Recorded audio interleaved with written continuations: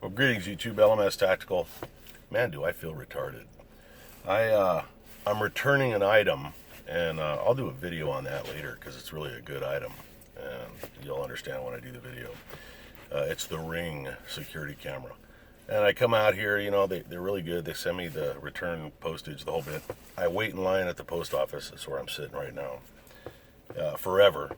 I get there and the guy goes, I said, hey, is this, can I put this, ship this from here? And he goes, well, actually, this is FedEx. Look, I already know I'm mildly retarded. I don't need to be reminded all the time. God, it says FedEx right on the freaking return postage thing they sent me. All right, so look, this is going to be a long video. So just get a cup of coffee and sit back and listen. It's a story that has got to be told. It has to be told because it's one of those things that I don't want to take it to my grave. It's just too wild. So if you're in a hurry, don't watch this video. And, you don't have to watch me. Just turn it on and go ahead and do whatever it is you do with yourself when you're listening to me talk. You sick bastards. All right, I want to take you back to 1997. Okay, so I had retired from the LAPD and I was hired by a cable company. It was called Continental Cablevision, and I was hired as the security manager. And we did, that was a very interesting job. We had auditors that I was in charge of, maybe about 20 auditors and about 8 investigators, and we investigated cable piracy, which was really big time at the time. That company ultimately became Media One and then was acquired by AT&T. But so at the time when I was there, our headquarters was in Denver, Colorado, for those of you that aren't from this country.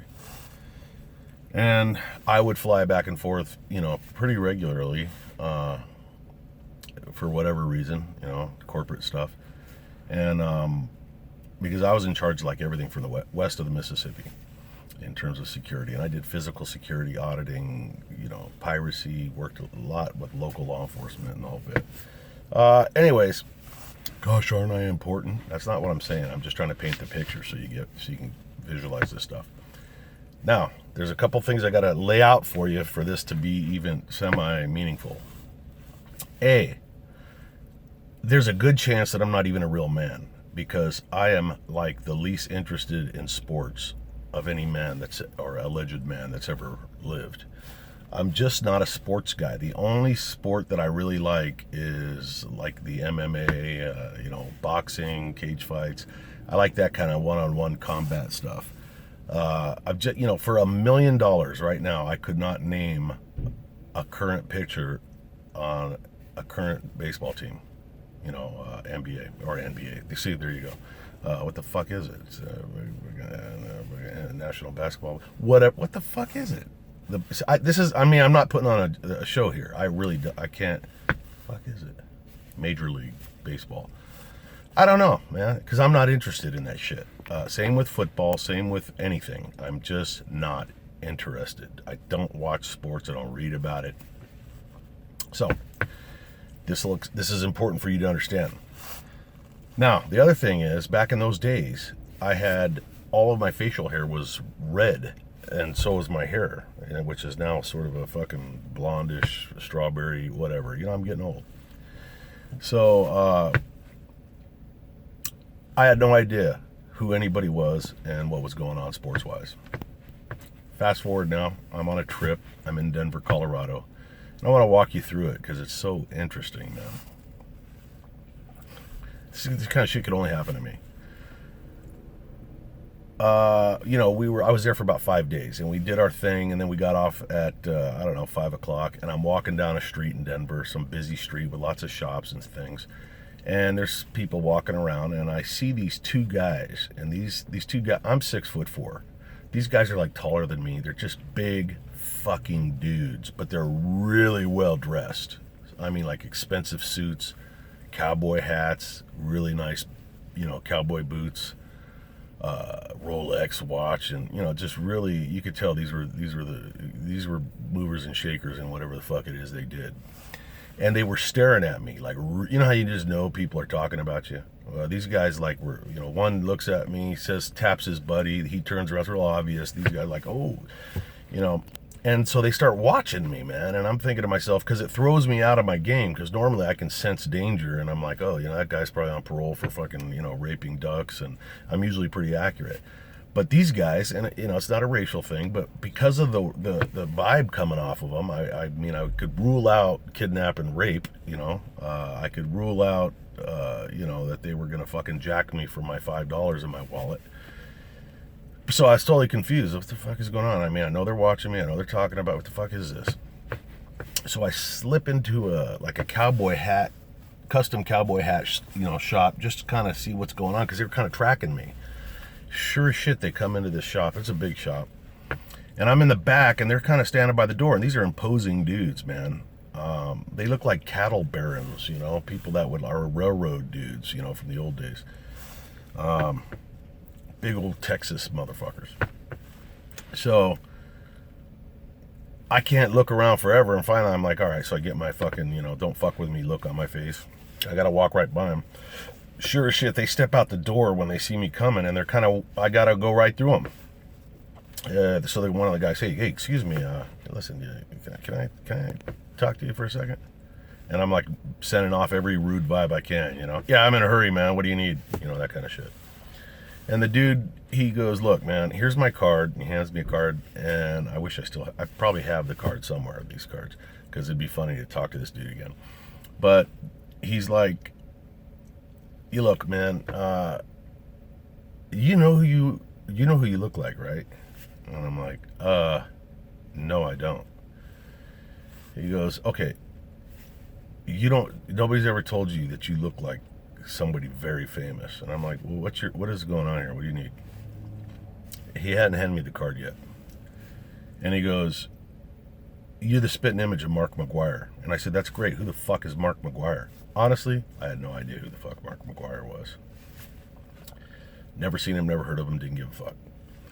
And he goes, look, and he hands me a card. He goes, look, I'm the head motherfucker in charge of it was something like the National Sports Broadcasters Association out of Texas. And we have a convention every year. We're having our convention here, and these are like, fucking all sports related people. Freaking anybody that deals in the sports industry was at this gigantic convention they were having. And I said, that's mildly interesting. What's going on? Where do I come in on this? And he says, look, man, you want to have some fun tonight. And I'm not really a fun dude, believe it or not. And I'm like, well, no, I was kind of like looking forward to going back to my hotel and masturbating and going to sleep, And he goes, look, I want you to do this for me, and I guarantee you're going to have the time of your life, man. You're going to get free food, you're going to get free drinks, and you're going to get laid, all the girls you want.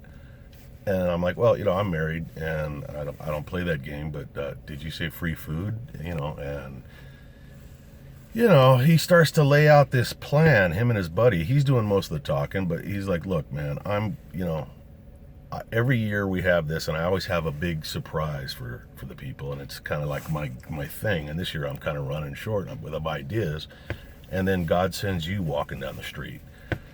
Still, I don't know who the fuck Mark McGuire is. And he goes, here's what I'd love to do, man. He goes, you meet me at, he writes it down, this hotel at 8:30 tonight. And what I'm going to do is I'm going to bring you on stage in front of this convention. I'm going to introduce you as Mark McGuire. It'll be fun. People are not going to know. You look just like this dude. Maybe you throw on a suit or something. And, we'll get a lot of laughs. And then, I'll let them know that we're just fucking with them and pulling their legs. And you'll be there, and we got good food, and there'll be a lot of chicks and a lot of alcohol and blah, blah, blah. It'll be fun, man. You got to do this for me. And at first, I did the obligatory, and I really wasn't interested. And the guy's like, look, man, you cannot not do this because this is too cool. This is going to be something you'll remember for the rest of your life, which he wasn't kidding. And you'll see why when you hear how this played out. I probably should consult a lawyer before I even go any further with this fucking story, because I'm not sure if I'm wanted in like Denver or others. Maybe I've committed crimes. I don't know. So I head back to the hotel, get my fucking suit on. Oh, I called my wife at the time. She's my ex-wife now. And I'm like, hey, who the fuck is Mark McGuire? And she goes, I don't know. And I said, well, can you look him up? Tell me who the fuck is this dude? So she looks him up and she's like, oh my God, it looks just like you. He's like some major baseball player. I don't even know what team he was on, to be honest. I couldn't tell you right now. Okay. Somehow I'm like blown away. She's like telling me, she's like, Mike, you look just like him. You could be his twin. I felt better because I was thinking, this is going to be stupid. I head over to the fucking hotel. I wait outside. I'm getting ready to walk away. The door opens up. I was where I was supposed to be. Hey, look, come on. He walks me around through this thing, through this freaking empty room, out of the hallway, in through a side door. And when we come out onto this fucking stage, it's like a Elton John concert. It's that many people. I mean, the fucking place has got not just a couple hundred, it's got hundreds of people. And I'm kind of in the wings, and he leaves me with that other buddy of his. He goes out to the microphone, and he goes, hey, ladies and gentlemen. Now, you know that I always have a big surprise for you, and I think you're going to love this one. I got a phone call, and I knew that somebody very special was in town, and I'm going to bring him out for a little bit, and he's going to say a few words. Come on out here, Mark. I walk out, the place fucking erupts. It erupts, man. I mean, I'm thinking this Mark motherfucking McGuire must be a god. I mean, they're on their feet, man, and yelling and screaming, and oh my God, it's Mark McGuire. I don't know what to fucking say. What am I going to talk about, baseball? I'd be like fucking, sometimes, it's good to fucking try to get it through the goalpost. I don't know this fucking game, So I walk out there and I do a very, hey, Jim, whatever, he's been a good buddy of mine, and, I can't stay. I'm really busy, but I did want to come and say, okay, so people are fucking, there's little sidebars going on, and now somebody comes up and they're talking to Jim. They want autographs and pictures. Strike that. They want pictures. And I'm like, whoa. And I'm waiting for the dude to fucking pull the plug. Hey, it's a joke. That ain't happening. Now I got a line forming, and people are scratching and clawing to get to the front of this line. And I don't know who these fucking people are, but, well, let me slow down. I'm posing for pictures with, wives, sons, daughters, husbands, guys. And I'm thinking at any second, they're going to step up close and go, well, this ain't fucking Mark McGuire. Or they're going to go, that ain't his voice. And I'm just waiting for this, and I'm thinking, man, this guy better fucking drop the bomb because, I don't want to get hurt here. Those fucking people may get mad. This ain't happening. People are telling me, hey, Mr. McGuire, the time you did this, that, and the other, and I'm just like, hey, yeah, well, that was, I'll never forget that because I never remember it either. And then it gets worse because somewhere out of thin air, people start pulling out memorabilia, fucking hats for whatever team he's on, fucking shirts with his name on it, fucking baseballs, pictures, 8x10. I'm like, what? Wait a minute, people just carry around Mark McGuire shit? I mean, to this day, that's a mystery how that happened.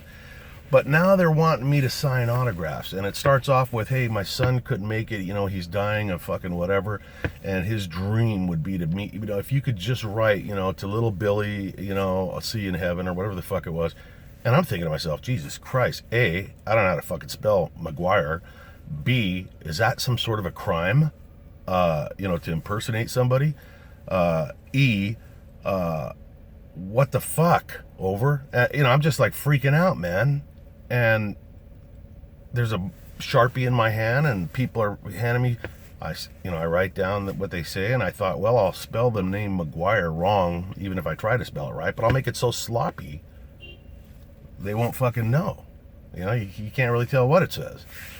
So I do this, and that's it. That starts the frenzy, man. Now every motherfucker in there wants an autograph. And it's out of control. So I say, hey, hang on a second. And I step over to the dude, and for the first time I realize there's fear in his eyes. He's realized this has gone on it's too deep. He can't stop this fucking train. It has left the station. And I go, hey man, You were gonna fucking pull the play. No, no, no, no. He cuts me off. No, it's gone way beyond that, man. No, we're in it. Fucking, we're stuck. You just do your thing, and then I'll try and figure out a way to get you out of here, man. But no, these fucking place will riot. And I'm like, now I'm like actually starting to sweat, and I'm scared, you know. And I'm like, fuck. So I go back there and I'm signing autographs, and I stand up. People are like, you know, man, the things you do for children, you're such a good guy. And I'm thinking, I'm Hitler, man. I'm Adolf fucking Hitler impersonating a real good guy. I can't believe this shit. Heart's palpitating, crowd is out of control. I finally am like, look, man, I'll do like 3 more and I got to get out of here. And I've already done who knows how many. I mean, triple digits probably, because it's just going really fast. And people are just like mesmerized. They want to touch Mark McGuire. And the whole time I'm signing, people are posing for pictures and collecting evidence for my fucking federal trial, I guess. So I fucking finally, he comes over and he's like, yeah, you know, Mark's got to get going, blah, blah, blah, blah. And everybody does like a standing ovation, man. We love you, Mark. Ooh, no, you don't. So we walk through this hotel. Somewhere along the line, there's a bar in this hotel. And we got to kind of walk almost through it to get to wherever the exit is. And somebody yells out, see, I told you, there he is. And that fucking bar comes up. Man, I got fucking people, you know, drinks, handing me drinks, fucking wanting pictures. I can't get out of the bar now. I'm stuck. That goes on for a while. Finally, I'm about ready to puke, man, because it's bringing back the stress.